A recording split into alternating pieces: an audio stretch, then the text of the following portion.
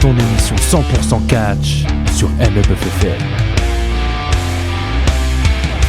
Bonjour et bienvenue sur MLBuff FM, j'espère que vous allez bien. Aujourd'hui, dans cette semaine catchesque, nous allons accueillir l'USL École Normande de Catch, François Briche et Elodie Lefebvre, les deux fondateurs. Bonjour à vous. Bonjour. Bonjour à toi. Merci pour l'invitation. Bonjour.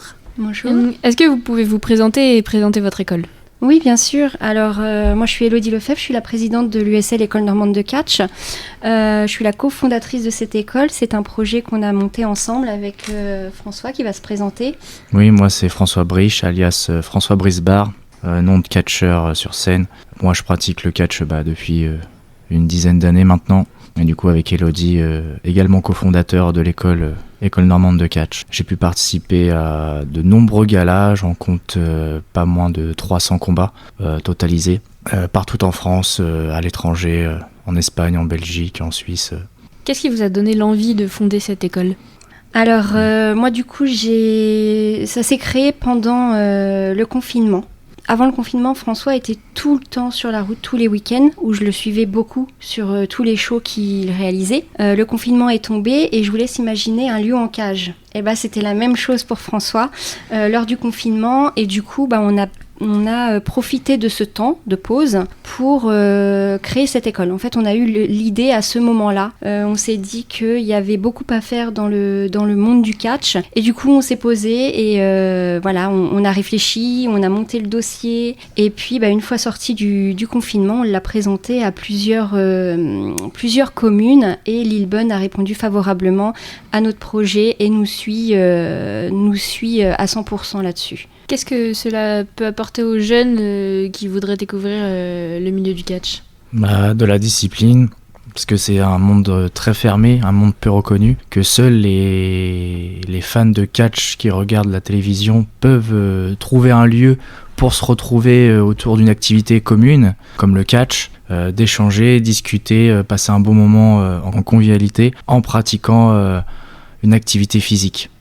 Voilà, et avant tout, c'est un sport de combat.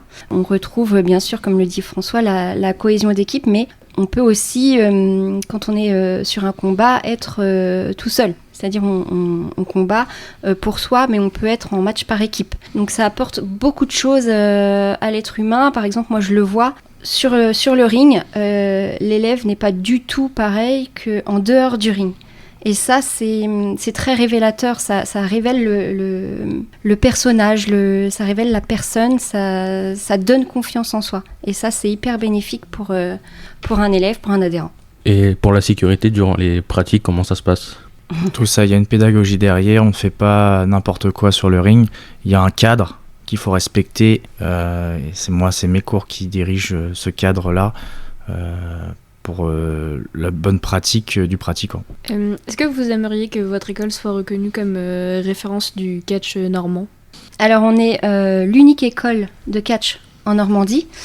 Comment dire ? Avec un entraîneur diplômé d'État. Avec un entraîneur diplômé d'État. Et ça, c'est hyper important. Il est confirmé.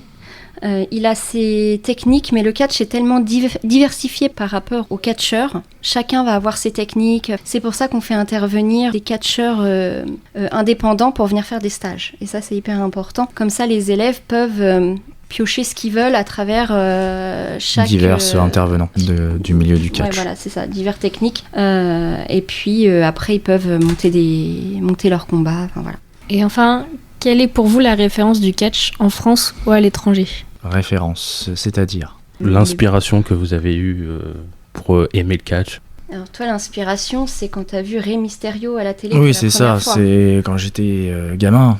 C'est en regardant la télé où j'étais passionné par ce sport. Le côté mise en scène des costumes, l'aspect technique sportive qui joue beaucoup. Et j'ai voulu essayer cette discipline à part entière et de continuer mon chemin petit à petit dans cette voie-là qui a fait devenir l'homme que je suis devenu aujourd'hui, c'est-à-dire catcheur confirmé et entraîneur de catch. Je voudrais revenir sur la reconnaissance de notre école. Il faut savoir que le catch en France n'est pas du tout reconnu par le ministère des Sports. C'est vraiment, comment on peut dire, nous on dit anarchique, mais notre bataille, François et moi, c'est de faire reconnaître cette discipline en tant que discipline sportive auprès du ministère des Sports. Voilà, c'est pour ça qu'on est très soutenu par la ville de Lillebonne. Ils ont compris où on voulait aller. C'est pour ça qu'on est vraiment...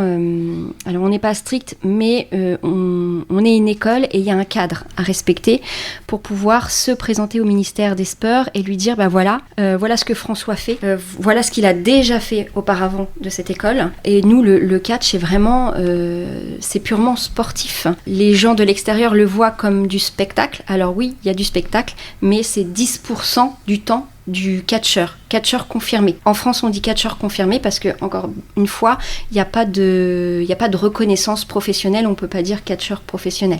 Donc on prend le terme confirmé pour nous. Confirmé, ça veut dire qu'il a déjà fait plusieurs galas, plusieurs shows. On est professionnel dans ce qu'on fait sur le ring, mais on n'est pas professionnel en statut juridique. Voilà. Il n'y a pas de reconnaissance, malheureusement. Donc dans certaines structures, il n'y a pas d'encadrement d'assurance ou quoi que ce soit. Chez nous, il y a une assurance qui nous suit. Chaque adhérent est assuré. Ça, c'est déjà un très bon point pour avancer dans notre projet. Merci à vous pour cette interview, riche en divertissement. J'espère que les auditeurs auront l'envie de regarder du catch, que ce soit français, américain ou même d'autres pays. L'envie de regarder et l'envie de nous rejoindre aussi. On n'est pas loin. Lillebonne. Voilà, pratiquer, c'est aussi important en tant que passionné déjà en regardant la télévision du catch. Mais pourquoi pas essayer dans un premier temps et voir si le feeling se passe correctement sur le ring et si ça lui plaît de continuer, qu'il continue. Voilà, on accueille les enfants à partir de 6 ans et après il n'y a pas d'âge, tout est adapté. On fait des portes ouvertes prochainement, fin août et début septembre. N'hésitez pas à suivre l'école de catch sur les réseaux sociaux, que ce soit Instagram ou Facebook, l'USL Normande de catch. C'est ça, merci beaucoup. Merci à vous.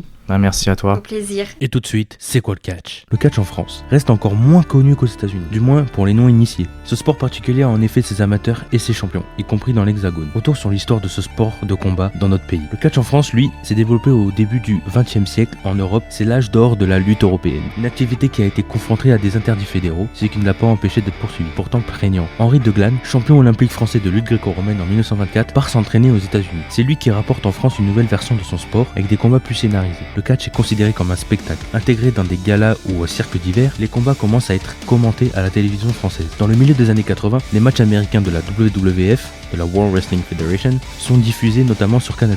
Si le catch a longtemps été surtout associé à la National Wrestling Alliance, la NWA, et à la World Wrestling Federation, maintenant devenue World Wrestling Entertainment WWE, ce sont des entreprises essentiellement américaines. Or, il existe bien en France des ligues particulières comme des écoles de catch. Les professionnels du catch APC, fondée en 2004 par un ancien boxeur et catcheur professionnel, cette fédération a pour but de faire revenir le public vers le catch. Des galas sont organisés et l'APC a même son école, qui forme à partir de 14 ans des catcheurs mais aussi des arbitres. West Catch promeut le catch en Bretagne et organise également des spectacles et des stages de formation à partir de 18 ans. Rix Catch veut quant à elle révolutionner le catch français, avec notamment une chaîne vidéo dédiée et des matchs à regarder en VOD. Et aussi, l'USL École Normande de Catch, basée à Lillebonne en Normandie, est une nouvelle école de catch qui, par ailleurs, nous avons eu les deux fondateurs de l'école de catch dans l'interview juste avant. Il ne faudrait pas oublier la Fédération Française de Catch Professionnel, fondée en 2006 par l'ex-champion du monde Marc Mercier. Elle s'appuie sur une école qui apprend les bases à l'ancienne et à ses élèves. La Catch Academy s'engage à faire rapidement rentrer ses élèves dans le circuit professionnel. Moins de 2 ans serait nécessaire pour les plus jeunes élèves qui ont seulement 14 ans.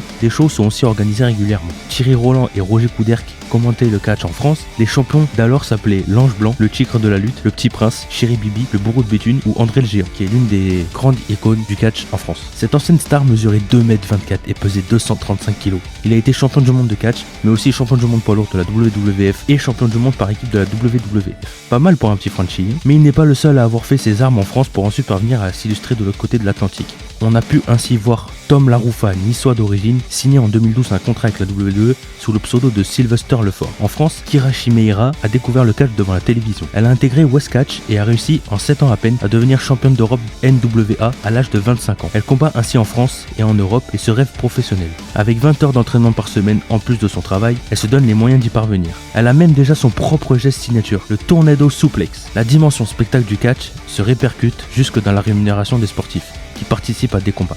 Ils sont en effet payés au cachet. Lors de chacune de leurs prestations, les plus grandes stars américaines sont des salariés de la WWE. En 2018, la fédération américaine a généré en chiffre d'affaires estimé à 930 millions de dollars. Et comme c'est l'industrie du spectacle, les produits dérivés rapportent eux aussi beaucoup. Le fait que le catch redevienne populaire et diffusé à la télévision, sur la TNT Équipe TV, Christophe Ajus est l'une des principales voix françaises du catch, mais aussi AB1 avec Christophe Ajus et Philippe Chéreau, mais aussi sur le WWE Network avec Nadir Mohamedi, favorise les cachets. Le pay-per-view ajoute une nouvelle couche, possible de rémunération. Aujourd'hui, les salles de spectacle qui accueillent des galas de catch en France recommencent à être combles. Là où elle avait du mal à se remplir il y a encore une dizaine d'années. Le catch n'a pas encore sorti son dernier coup. C'était MLBuff FM, j'espère que ça vous a plu. N'hésitez pas à suivre l'USL École Normande de Catch et MLBuff FM sur Instagram. À la prochaine.